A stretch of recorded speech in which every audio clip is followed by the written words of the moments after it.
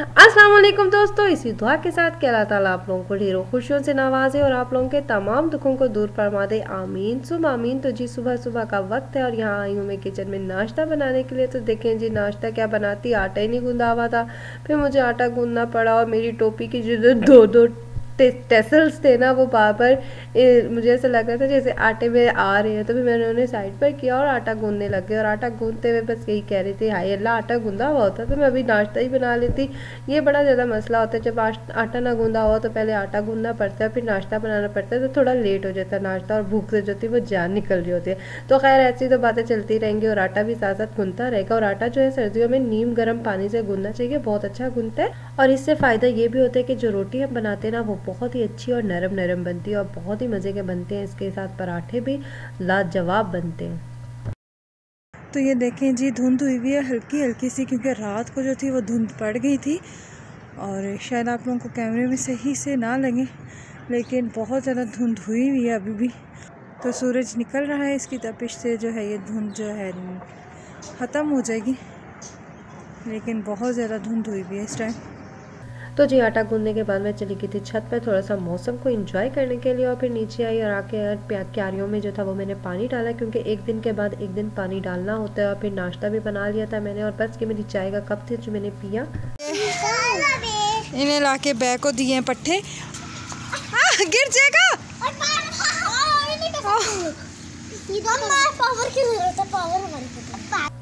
और बस ये तीनों बहन भाई आपस में लगे हुए थे खेलने के लिए। मेहरबान कह रहा था कि फरमान को दूंगा मैं झूले इस तरह से, लेकिन फरमान जो था वो बहुत ज़्यादा डर रहा था और रो भी रहा था कि मुझे नीचे उतार दो। तो मैंने यही कह रही थी कि कहीं ये नौ बच्चा गिर जाए आप लोगों के हाथ से। अभी आप लोग भी छोटे और आप लोगों से नहीं संभलेगा तो आप लोग ना करो, लेकिन फिर भी बच्चों ने बात नहीं मानी। भाई को अपने झूला दे दिया, लेकिन वो बहुत ज़्यादा डरा तो मैंने उसे उठा लिया था। और वो इसी तरह आता है बकरी से, अभी भी ये बहुत ज़्यादा डरता है। फरमान मिनट मिनट में बकरे के पास आने की कोशिश करता है, उसे प्यार करना चाहता है लेकिन फिर डर जाता है। और इस बार तो मेहरबान ने ज़बरदस्ती प्यार करवा ही दिया था उसे बकरे से, लेकिन वो बहुत ज़्यादा रोया।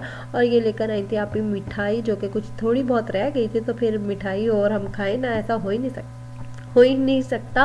तो हम लोगों ने मिठाई खाई और फिर मैंने अपनी बहन के साथ जो थे यहाँ पे चरपाई की सेटिंग करवाई थी, क्योंकि धूप में हम लोगों ने कहा चलो सेन में बैठते हैं। तो जी सेन में क्या बैठते, एकदम सूरज चला गया और यहाँ पे आवाज़ आई जी बकरे ने अपनी रस्सी खुलवा ली है। तो हम लोग भागे हुए छत पर आए बच्चों के साथ।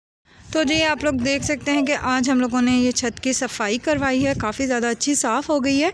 और चुगाट जो थी वो पहले पड़ी हुई थी इस तरफ, तो इधर से उठा के हम लोगों ने चुगाट अब कर दिया उधर, क्योंकि ये जो दरख्त है ना सामने वाला, इसकी वजह से ना छाँव जो है वो इस साइड पे जल्दी आ जाती है और उस साइड पे जो है काफ़ी देर तक धूप रहती है।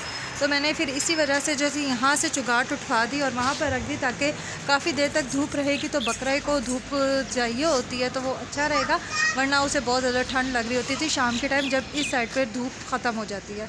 दिखाओ गाजर और टमाटो केचप, नहीं टमाटो केचप और मेयोनीज, इससे ये मज़े का लग रहे हैं। हाँ। तो जी बच्चों को जितना भी मना कर लो कि किचन में जाके फजूल काम बिल्कुल नहीं करने, लेकिन उन्होंने वही काम करना है जो उन्हें मना किया जाता है। तो वैसे बनाई भी बड़ी मज़े की डिश थी, मैंने भी इसके साथ लेके खाई थी। तो ये हो गई शाम का वक्त और हम लोग जा रहे हैं किसी के घर में के घर बेटा पैदा हुआ है तो उसकी मुबारकबाद देने के लिए, क्योंकि वो मेरे काफ़ी हमारे जानने वाले हैं पुराने।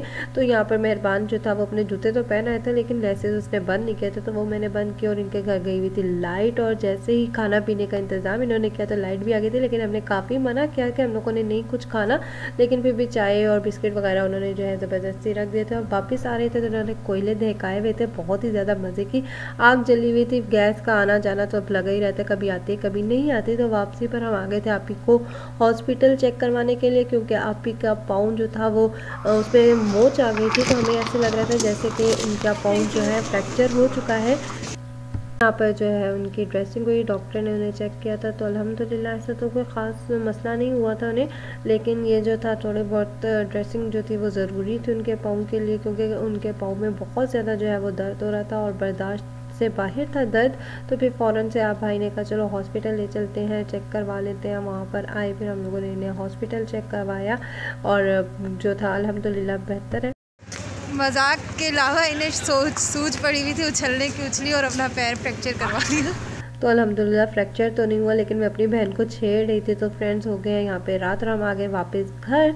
और ये देखें बच्चों ने क्या किया, वह सारी क्रीम फरमान ने और फला ने अपने चेहरे पर लगा ली थी।